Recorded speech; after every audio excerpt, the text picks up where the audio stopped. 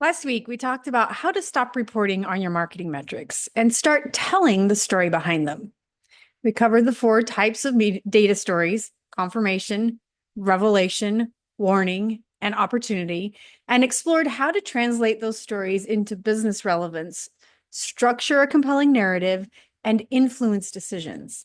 But that's not the end of the story. This week, we're picking up where we left off and digging into how to make your stories stick. You'll learn how to explain complex data in a way normal humans can understand, how to share tough news without losing trust, how to bring your insights to life through real-world examples, and how to make recommendations actionable and unforgettable. Because if your data story doesn't land, neither does your strategy. Let's dive in.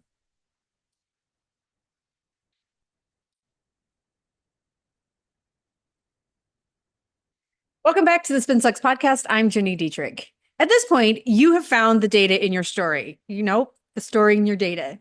You have the data. Now you've found the story. And if you haven't found the story in your data, go back to the last two episodes. You've translated it into something meaningful. You've structured it so leadership knows what to care about and what to do. But one final piece that will take your story from got it to, ooh, I'm stealing that for my next meeting. That is relatability. This is where metaphors, analogies, and mental models come in. Some of the stuff we have to explain is complex and messy, and it sounds like it belongs in a data science journal, not a boardroom. So instead of explaining that conversion rates drop due to diminishing marginal returns on channel saturation, try this. It's like we squeezed every single drop of juice out of that lemon. If we want more juice, we need more fruit. Boom. Suddenly everybody's on the same page. Compare that to conversion rates drop due to diminishing marginal returns on channel saturation. I mean, really. You already know this because you're a storyteller, but analogies help people feel the insight, not just understand it. Stories create stickiness. They make your message portable. Someone hears it, they nod, and then they repeat it to someone else later. And that's when you know it landed. So let's run through a few examples you can borrow or adapt. It's a leaky funnel. This is a classic. Everyone knows what a leaky funnel is. And suddenly your conversation about drop-offs between marketing qualified and sales qualified leads makes perfect sense. The next one is we're pushing a boulder uphill, or as I like to say very often, we're pushing a boulder up Mount Everest. This is great when you're describing an effort that requires constant energy but isn't gaining momentum. Bonus points if you can pivot to a recommendation that helps it roll downhill instead. The third one is we're weeding in the wrong garden. This is a nice one when the budget is going toward a channel or tactic that's no longer yielding results. It helps shift focus to where growth is actually happening. And then there's the mental model approach, creating simple frameworks that your team and executives can reuse. So things like green, yellow, or red metrics, so someone who's glancing at a slide can quickly triage performance, early, mid, or late funnel stories to match content with behavior, or going back to your four data stories: confirmation, revelation, warning, and opportunity. These aren't just clever sound bites, they're shortcuts to shared understanding. They help your audience process the insight faster, which is exactly what they need when they're sitting through four other strategy meetings that day and trying to decide where to put their money or what decisions need to be made. One important thing to note here: relatability doesn't mean dumbing it down. It means translating complexity into clarity. It's about making data cute. It's about making it useful. If you've ever had an executive look at you and say, okay, now I get it, you know how powerful this stuff is. And once you start weaving analogies and frameworks into your stories, you'll find people remember them. They'll refer back to them. They'll start using your language in their conversations. And that, my friends, is the dream. Okay, so we have talked to death about what it should look like. Let's bring this to life with a real example. A couple of months ago, I got a panicked call from someone in the Spin Sucks community. He told me that they had been consistently generating inbound leads through their blog, newsletter, podcast, and downloadable resources. Nothing overly flashy, just smart, steady content that worked. Until it didn't. Over a quarter, their lead flow had slowed to a trickle. Website traffic was steady. Email engagement was still decent, but new business opportunities, poof, gone, totally gone. Watching that decline in data, they did what a lot of us do when content underperforms. They doubled down on publishing frequency, refreshed a few CTAs, and added a pop-up, but still, nothing. So we rolled up our sleeves with him and went into data detective mode. Here's what we found. The content was still getting read, but by existing subscribers, not new audiences. Organic search rankings had slipped just enough to tank top of funnel visibility, and they weren't showing up at all in the generative AI searches. Even though they had refreshed a few call to actions, most of them were buried or outdated, leading to content dead ends. No one had looked at content performance through a lead quality lens in over a year. This wasn't a volume problem. It was a relevance and visibility problem.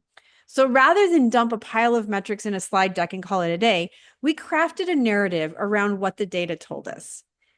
And here's the way we're going to do it. We're going to do it in 3 acts that we talked about last week, right? Okay, so act 1 is the context.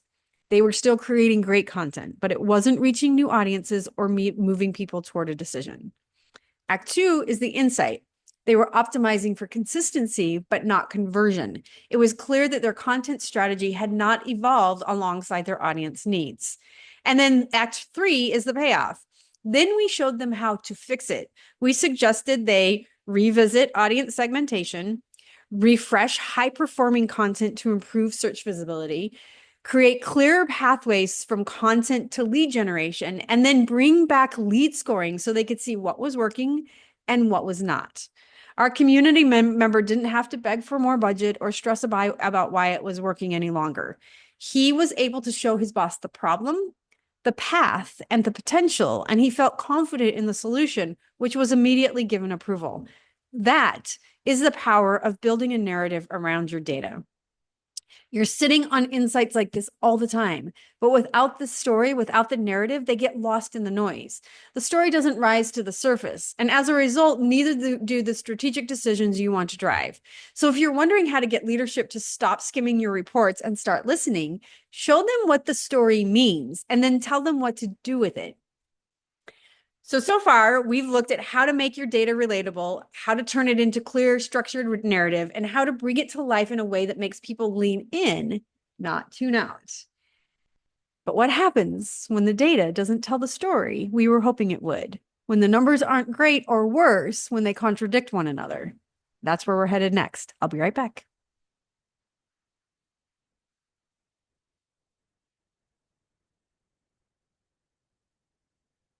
Welcome back.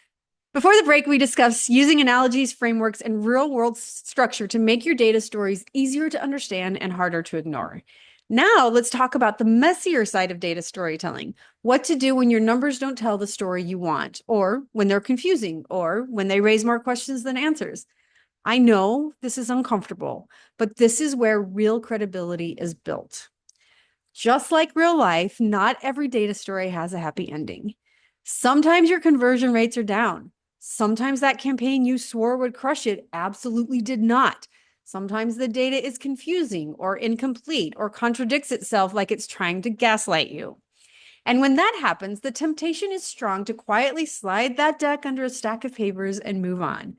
Well, look, something shiny over there. Should we talk about Instagram Reels instead? Did you see the new trend on TikTok?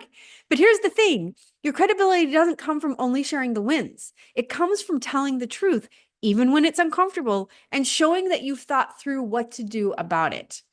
Every executive on earth today is totally cool if you present the challenges you're having with solutions.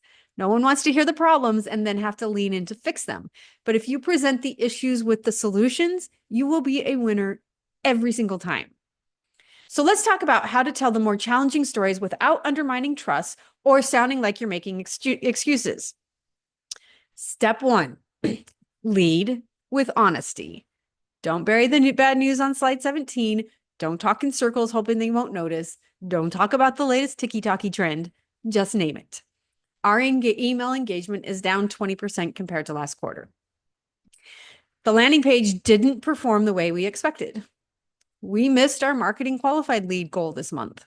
Keep it factual, not emotional. Then step 2 is to offer context.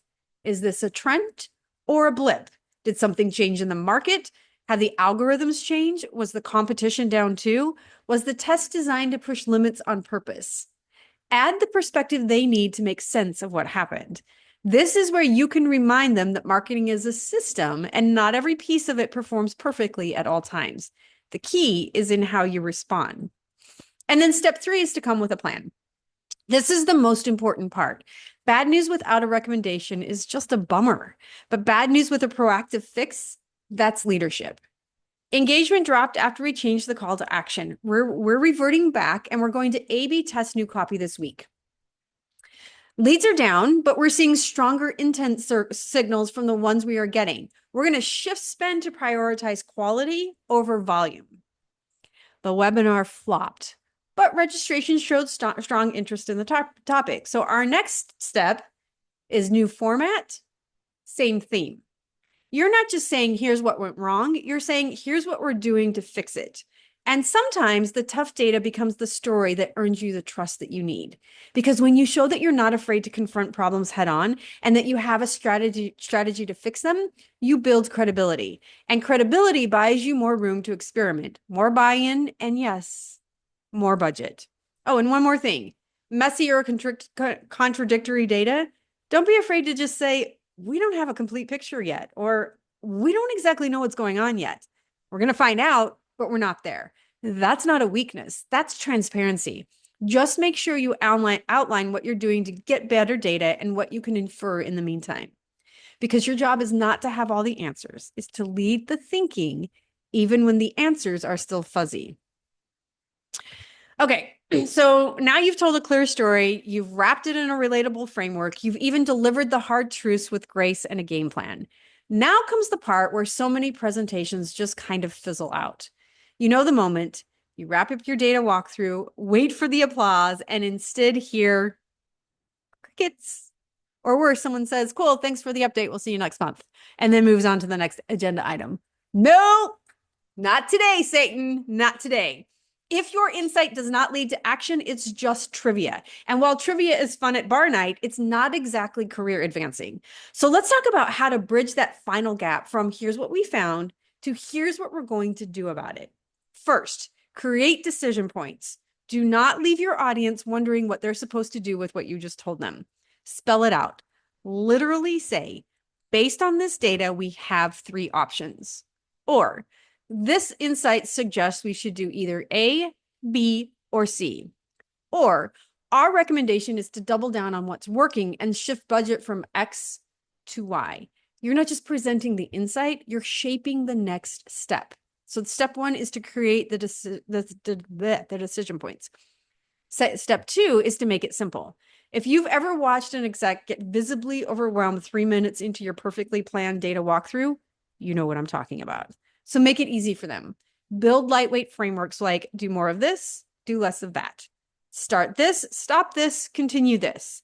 Invest in this, pause this, kill this. These help executives quickly understand where to take action without needing a whiteboard and a double espresso to process it. Third is to set up the next chapter. So don't treat this report or presentation like it's a one and done. The best data stories are part of an ongoing narrative. So leave them with a preview. Here's what we'll be tracking next. Here's the test we're running based on this information. We're going to report back in 2 weeks with early indicators.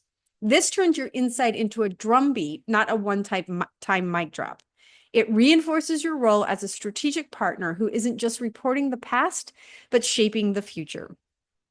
If you've ever wondered how to earn a seat at the table, this is it. You don't just show them what happened, you tell them what should happen next. You make the path forward clear, and you help them walk it with confidence. This is how you stop being the marketing person or the comms person with the charts and start being the one we go to when we need a smart decision made. So during the last 2 episodes, Mastering the Art of Data Storytelling and Creating a Data Story Your Executives Will Love, you've learned how to find the story in your data. I did it again. You've learned how to find the story in your data, not the other way around. You've also learned how to translate it into business meaning, structure it for effectiveness, make it relatable, handle it when it's hard, and drive action from it. You now have a complete framework from data diagnosis to business decision, from what happened to here's what we're going to do next. And maybe most importantly, you've seen how this isn't just about looking smart in a meeting. It's about becoming someone who leads the conversation, not just joins it after the fact. That's how you earn trust. That's how you grow influence. And yep, that is how you get bigger budget. You don't have to be a data scientist to be a data storyteller. You just have to be curious, clear, and committed to making your insights matter. Because the person who can tell the clearest, most strategic story, that is the person people will follow every single time. And I have no doubt if you follow this process, that will be you.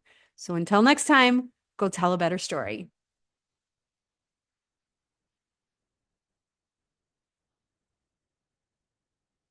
If you want to learn more about data storytelling, join us in the SpinSucks community. It's a great place to get advice, brainstorm ideas, and build real relationships with your peers. You can find us at spinsucks.com/spin-sucks-community. That's spinsucks.com/spin-sucks-community. I hope to see you there. And if not, I'll see you right back here next week. The peso model is a registered trademark of SpinSucks.